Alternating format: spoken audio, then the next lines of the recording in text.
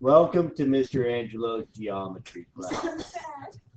This is section 10A on geometric probability.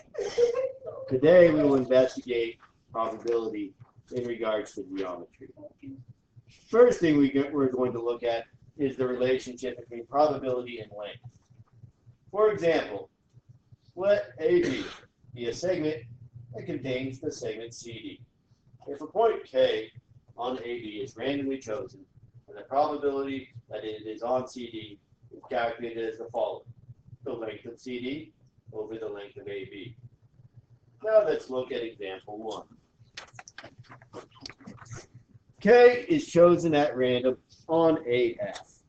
Find the probability that K is on the segment. So, as discussed before, on the bottom of our fraction, the total length of the segment. So AF is 12 units long. AB is our number of successes. So we have 1, 2, 3 out of 12. That's that length. So we have 1/4. And typically, probabilities are written as decimals such as that.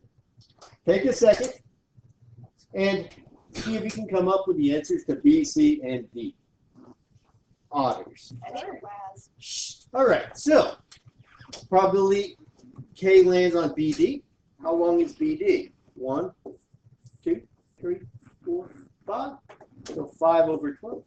If we divide that out,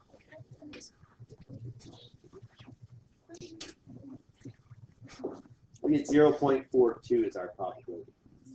Now AE, 1, 2, 3, 4, 5, 6, 7, 8, 9, 10 out of 12. Reduce 5 out of 6. 0.83 is our probability. BF, all the way over here. Here's a different color for that. 1, 2, 3, 4, 5, 6, 7, 8, 9. 9 out of 12. 3/4 or 0.75. So just as with a line segment, we can also do this with area. Let's first see if we remember the idea of midpoint. And what makes something a midpoint, or an alternative definition of midpoint, is if a point chosen at random has an even probability of landing on both sides of a point on the segment, then that must be the midpoint. So we have QS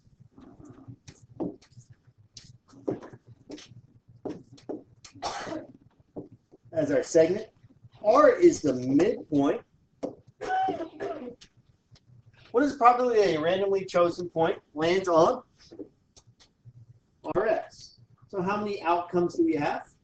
Just 2. Our segment's divided into 2 sections. And what's our success? Just this one section. So it being the midpoint means that a point has an equal probability of landing on either side of that point.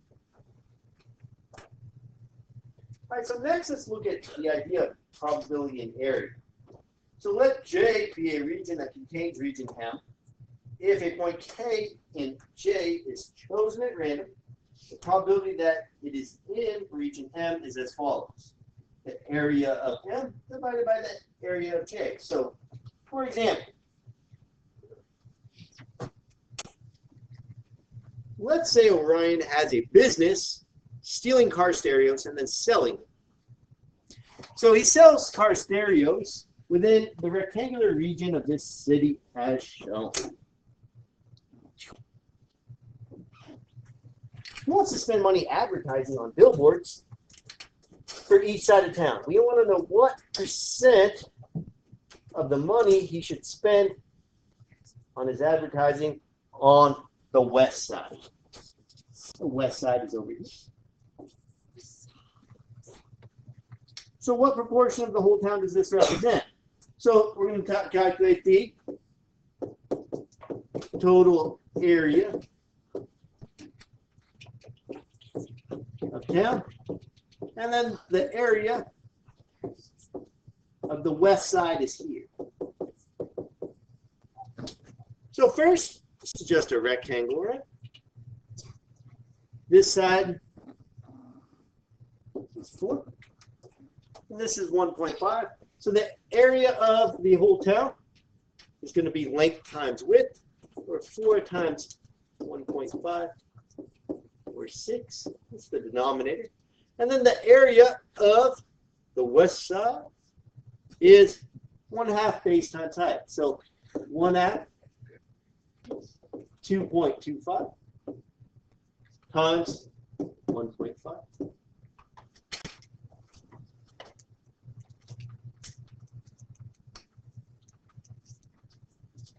And I get 1.6875.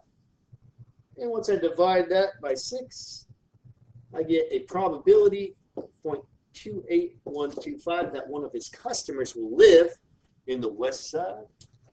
So he should spend 28.125% of his advertising budget for marketing on the west side of town.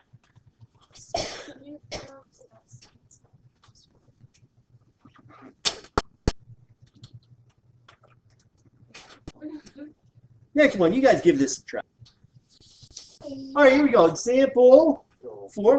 We want to figure out the area of this whole rectangle, and then that's going to go in the denominator of our fraction, and then the area of each of these circles is on the top. So first, let's find the area of one of the circles. They each have a radius of 0.5 feet. So the area of one of them is going to be pi times 0.5 squared. So we have 0.25 pi. And there are 4 circles, so I'm going to multiply that by 4. And so I just end up with pi. The area of the rectangle on the bottom, so put area of circle, area of the rectangle, is length times width, or 4 times 3.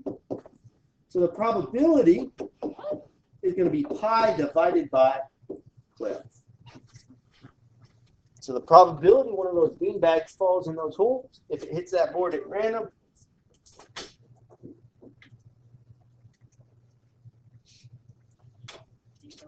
is 0.26. Moving on. Last example, throwing darts. The bullseye has a diameter of 2 inches. So across here, that's 2 inches. So the radius of that, which is what we really want, is just going to be 1 inch. So let's go ahead and mark that. Let's use blue. We have a radius of 1 inch. Each ring is 1.5 inches wide. So that's 1.5, 1.5, 1.5, Okay. and 1.5. And the probability of hitting the bullseye with a randomly thrown dart. So we want to figure out the radius of the entire board. Put that on the bottom. And then the radius of the red bullseye right there, put that on top. So let's do the radius of the, let's do the area of the bullseye. So the area of the bullseye is pi times 1 squared, or pi. And then the area of the entire board, we have a radius of 3 plus 3 is 6, a radius of 7. So pi can be on top of this. And then the area of the whole thing is pi times 7 squared, or 49 pi. So that's going to go in the, those will cancel out. We have a 1 on top. 1 over 49 is our probability, which is 0.02. So that's the probability of randomly thrown dart hitting the bullseye. Now we're going to find the probability of hitting the shaded region, those first 3 circles less the bullseye. All right. So let's figure out the area of those first 3 circles. So we get an area of, that's going to be with a radius of 4, pi times 4 squared. Right? 1 plus 1 plus 1.5 plus 1.5 is 4. So we have 16 pi. And I'm going to subtract a pi for that bullseye, the area of that bullseye. So I end up with 15 pi is that shaded green region. And then put that over the area of the entire dartboard, which was 49 pi. So just hitting that green region, I get a probability of 15 over 45, or 15 over 49, 0.306. That's all geometric probability has to.